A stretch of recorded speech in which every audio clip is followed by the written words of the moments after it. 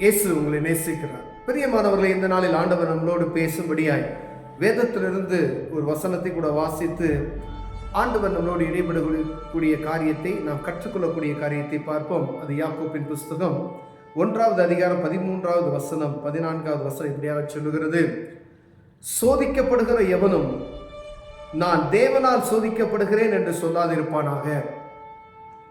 தேவன் பொல்லாங்கினால் சோதிக்கப்படுகிறவர் அல்ல, ஒருவரையும் அவர் சோதிக்கிறவரும் அல்ல. அவன் தன் சுய இச்சையினாலே இழுப்புண்டு சிக்குண்டு சோதிக்கப்படுகிறான். பின்பு இச்சையானது கற்பந்தரித்து பாவத்தை பிறப்பிக்கும், பாவம் பூரணமாக போது மரணத்தை பிறப்பிக்கும். பிரியமானவர்களே, அநேக நேரங்களில் நமக்கு ஒரு சோதனை, நமக்கு ஒரு தாங்க முடியாத ஒரு காரியம், ஒரு கஷ்டம், ஒரு துன்பம் ஏதோ வந்துட்டா உடனே கடவுள் நம்மளை இப்படியாக சோதிக்கிறார், கடவுள் ஏன் தான் இப்படி சோதிக்கிறாரோ அப்படின்னு சொல்லுகிற அநேகரை நாம் பார்க்கிறோம். நம் வாழ்க்கையில அதை சில நேரங்கள் நம்மளே அறியாதபடி சொல்லுகிற காரியத்தை நாம் பார்த்திருக்கிறோம். பிரியம், ஆனால் வேதம் தெளிவாக சொல்லுகிறது, ஆண்டவர் சோதிக்கிறவர் கிடையாது, கடவுள் நம்மை சோதிக்கிறவர் கிடையாது.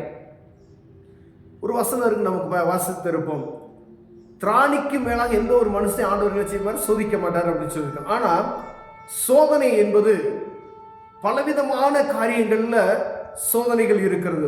ஒருவேளை நம்ம ஒரு சின்ன கஷ்டத்தை பார்த்து அதை சோதனை என்று நாம் நினைத்து விடாதபடிக்கு அதை ஏன் அனுமதிக்கிறார். அதாவது உலகப்புறமான மனிதர்கள் உண்டு, கர்த்தரை அறிந்து கொண்ட மனிதர்கள் உண்டு.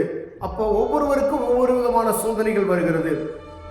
அவங்க இப்போ அறியாத இயேசு கிறிஸ்துவை அறியாத ஜனங்கள் கடவுள் சோதிக்கிறார் அப்படின்னு சொல்றதுல அது ஒன்றும் தவறு கிடையாது. ஏன்னா அவங்களுக்கு தெரியாது, அதனால அப்படி சொல்றாங்க. ஆனா ஆண்டவரை தெரிந்து கொண்டு அவரை சொந்த இரட்சகராய் ஏற்றுக்கொண்ட ஜனங்கள் என்னை கடவுள் ஏந்தா இப்படி சோதிக்கிறாரோ என்று சொல்லும் பொழுது வேதம் தெளிவாக அவர்களுக்கு சொல்லப்படுகிற வசனம் என்ன பாருங்க. அவனவனுடைய இச்சையின்படி ஒரு காரியம் இருக்கு.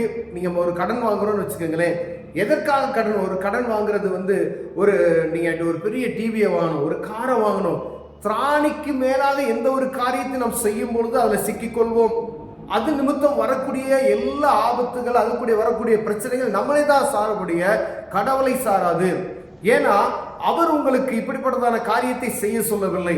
ஆண்டவர் உங்களுக்கு என்ன ஆண்டவர் வைத்திருக்கிறார் அதன்படி செய்ய முடியாய் அழைக்கப்படுகிறோம். பிரியமான, ஒருவேளை நம்மளா ஒரு காரியத்தை இழுத்து போட்டு அதை செய்துவிட்டு கடவுள் ஏன் சோதிக்கிறார் அப்படின்னு சொல்லுகிற அநேக காரியங்கள், அநேக மக்கள் உண்டு, நம்ம அறிந்திருக்கிறோம். பிரியமானவர்கள், அதே போல ஒரு பாவமான காரியங்கள், அநேக காரியங்கள்ல பார்த்தீங்கன்னா நம்ம பார்வை பழைய ஏற்பாட்டின் காலத்துல பாவம் செய்தாதான் பாவம், இப்ப பார்த்தாவே பாவம் அப்படின்னு சொல்லி கிறிஸ்து சொல்லுகிறது நாம் அறிந்திருக்கிறோம்.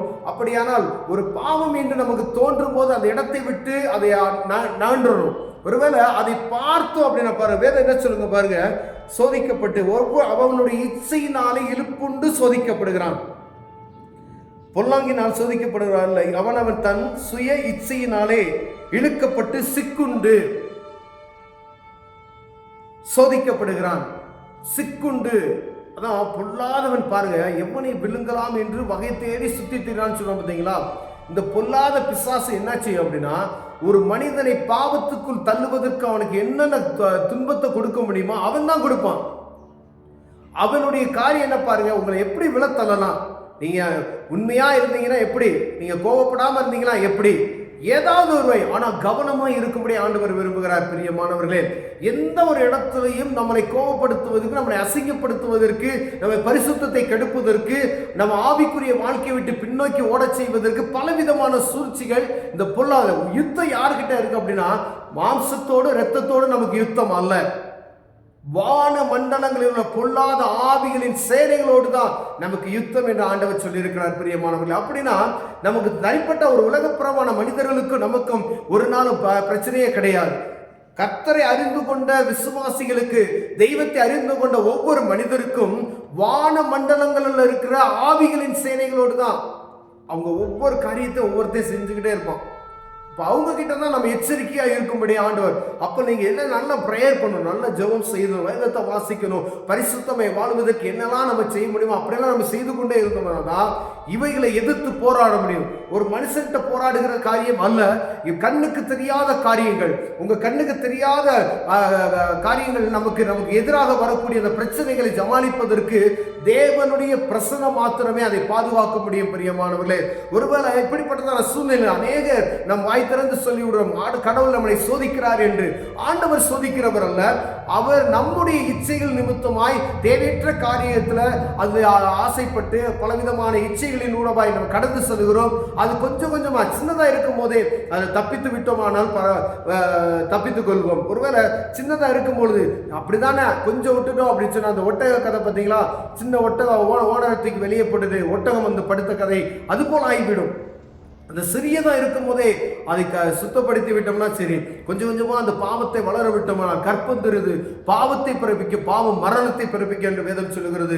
கடைசியில மரணம் என்கிற அந்த வார்த்தை ஆண்டவர் எழுதி வைத்திருக்கிறார். பாவத்தின் சம்பளம் மரணம். எந்த ஒரு மனிதனும் பாவத்தை பூரணமாகும் போது அவன் மரணத்துக்குள்ளாக தள்ளப்படுகிறான். மரணம் முடிந்ததுமே ஒரு மனிதருக்கு மறுவாழ்வு என்பதை நாம் அறிந்திருக்கிறோம். அந்த மறுவாழ்வு பாவத்தின் நிமித்தமாய் அங்கு கடந்து செல்ல முடியாது, அந்த மறுவாழ்வுக்குள் கடந்து செல்ல முடியாது. பரலோகம் நரகம் என்கிற 2 இடம் இருக்கிறதே, அந்த இடத்திற்கு செல்வதற்கு நமக்கு கொடுக்கப்பட்ட காரியம், அந்த பரலோக ராஜ்யத்துக்குள்ள நுழைவதற்கு பாவமற்ற மனிதர்கள் மாத்திரமே அங்கு செல்ல முடியும் என்பதை நாம் இருதயத்தில் வைத்துக் கொள்ள வேண்டும். அப்படியானால் இந்த பாவத்தை நம்ம எதிர்த்து போராடக்கூடிய ஜெபம்தான், ஒன்றும் செய்ய முடியாது.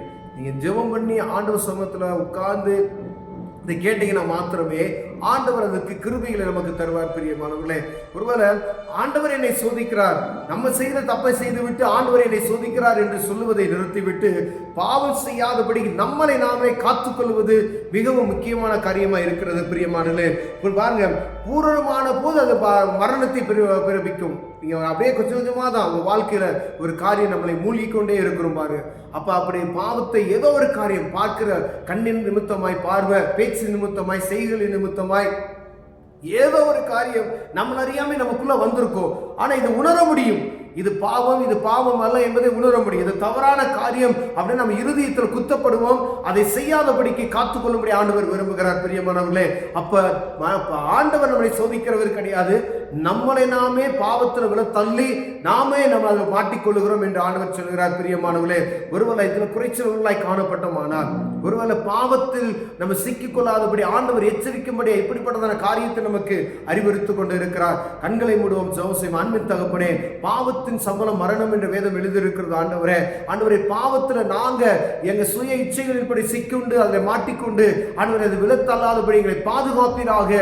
ஆண்டவரே, கர்த்தர் எங்களை விடுவித்து காத்தருளும்படியாய் ஆண்டவரே ஒரு பிரசன்னத்தால் எங்களை நடத்தி அதில் மேற்கொள்ளுகிற அனுக்கிரகத்தை எங்களை உண்டாக்கி தரும்படியாய் ஜெபிக்கிறோம். இயேசுவின் நாமத்தில் பிதாவே, ஆமென்.